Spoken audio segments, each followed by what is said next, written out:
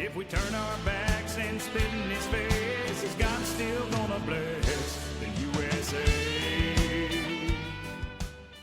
Family once moved into a quiet neighborhood. Within a few weeks, a new family arrived next door. At first, everyone was welcoming, waving, offering help, and bringing food over, but before long, problems started. Loud parties, ignoring local laws, complaints that the homeowners association rules were unfair. When someone politely mentioned the HOA guidelines, the response was, "We don't recognize those rules."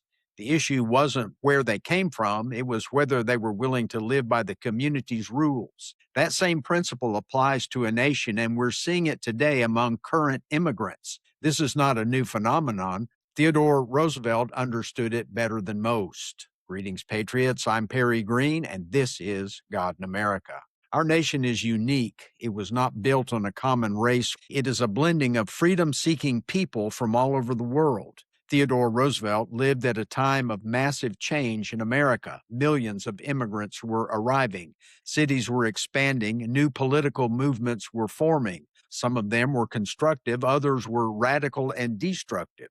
Roosevelt welcomed immigrants because he believed in America as a land of opportunity, but he also believed that citizenship meant something. He famously said, "There is room in America and brotherhood for all who support our institutions and aid our development. But those who come to disturb our peace and dethrone our laws are aliens and enemies forever." That quote shouldn't make us uncomfortable.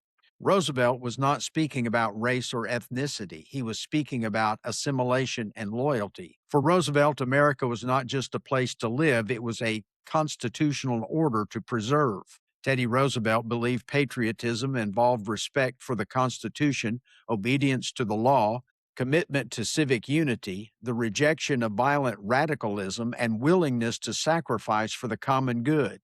He rejected the idea that people could enjoy America's blessings while actively undermining its foundations. To Roosevelt, that wasn't patriotism, it was exploitation.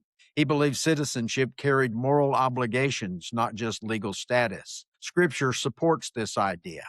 In Jeremiah 29, verse 7, God tells his people, even while they were exiles in Babylon, "Seek the peace of the city where I have caused you to be carried away, for in its peace you will have peace." God didn't tell them to destabilize society, he told them to contribute to it. Romans 13, verse 1 says, "Let every soul be subject to the governing authorities, for there's no authority except from God." Biblical faith doesn't promote anarchy or blind obedience to earthly governments. It promotes orderly liberty and freedom restrained by righteousness. Jesus said, "Render to Caesar the things that are Caesar's, and to God the things that are God's." In other words, honor God first, but don't pretend law and authority are meaningless. Roosevelt inherited this idea from the founders. George Washington warned, "Let it be simply asked, where is the security for property, for reputation, for life, if the sense of religious obligation desert the oaths which are the instruments of investigation in courts of justice?" Benjamin Rush described patriotism as amor patria, a rational moral love for the country. We're living in a moment when lawlessness is excused, order is mocked, and loyalty to America is treated as optional.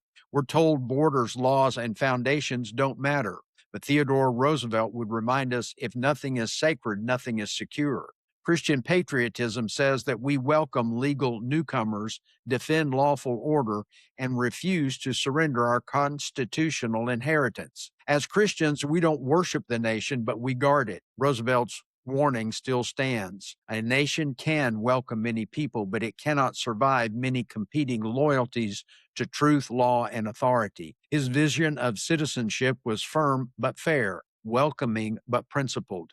That's patriotism with a backbone. It's exactly what this moment in history requires. Thanks for listening today, and until next time, let's keep the light of our stewardship of America burning.